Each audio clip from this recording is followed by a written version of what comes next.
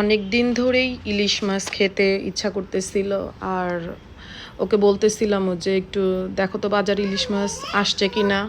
বলতে বলতে এই মেলা দিন পরে আসলে ইলিশ মাছটা নিয়ে আসছে। ইলিশ মাছটা অনেক মজা ছিল, আর বলতেছিল যে এটা দিয়ে সরিষা ইলিশ করার জন্য। যেই বলা সেই কাজ, সরিষা ইলিশ করার জন্য আমিও সব কিছু প্রস্তুতি নিয়ে নিলাম। এখন চলেন দেখাই কীভাবে রান্না করেছি স্পেশাল সরিষা ইলিশ। আমি কোনো কাটা পেঁয়াজ দিইনি, পেঁয়াজ বাটা দিয়েছি এবং এটা 4 চামচের মতন দিয়েছি। এখানে লবণ, ধনিয়ার গুঁড়া, হলুদের গুঁড়া, মরিচের গুঁড়া আর হলো সরিষা বাটা, জাস্ট এতটুকুনি।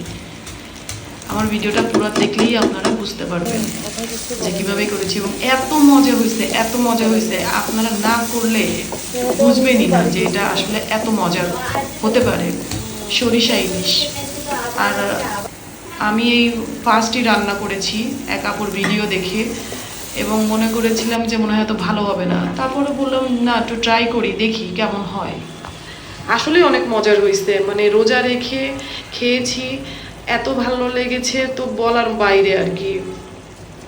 তো ইলিশ মাছগুলো মশলা কষানোর পরে তেল উঠবে তখন আর কি ইলিশ মাছগুলো দিয়ে দিলাম। আর কাঁচা অবস্থায় আমি কিন্তু উল্টাই দিচ্ছি যেন পরে উল্টাতে গেলে না ভাঙে।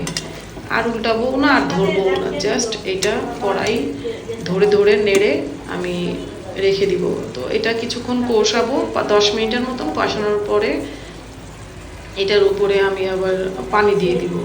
পানি দিলে দেখতেই পাবেন যে মাছটা যখন এই যে তেল উঠে আসতেছে, এটা একটু ঢেকে দিয়ে প্রায় 5 মিনিটের মতো রেখে দিব।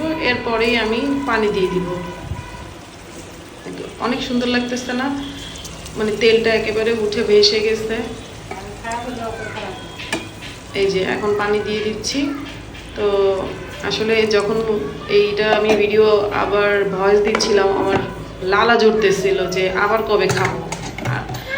আবার আমি আপনাদের দেখাবো কিভাবে ইলিশ মাছের ইয়া করা হয়। আমার আরেকটা ইলিশ মাছ আছে, 2টা আনছিল একসাথে।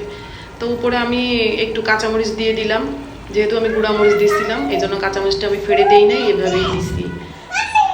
আর ইলিশ মাছ কার প্রিয় না বলেন? কিছু মানুষ আছে তার ইলিশ মাছ প্রিয় না, কেন প্রিয় না আমি জানি না, কিন্তু ইলিশ মাছের মতন মজার মাছ তো আর কোনো মাছই হতে পারে না। তো ভালো থাকবেন, সেই অবস্থা সবাই ভালো থাকেন, আমাকেও দোয়া করবেন আর চ্যানেলটা সাবস্ক্রাইব করে যাবেন।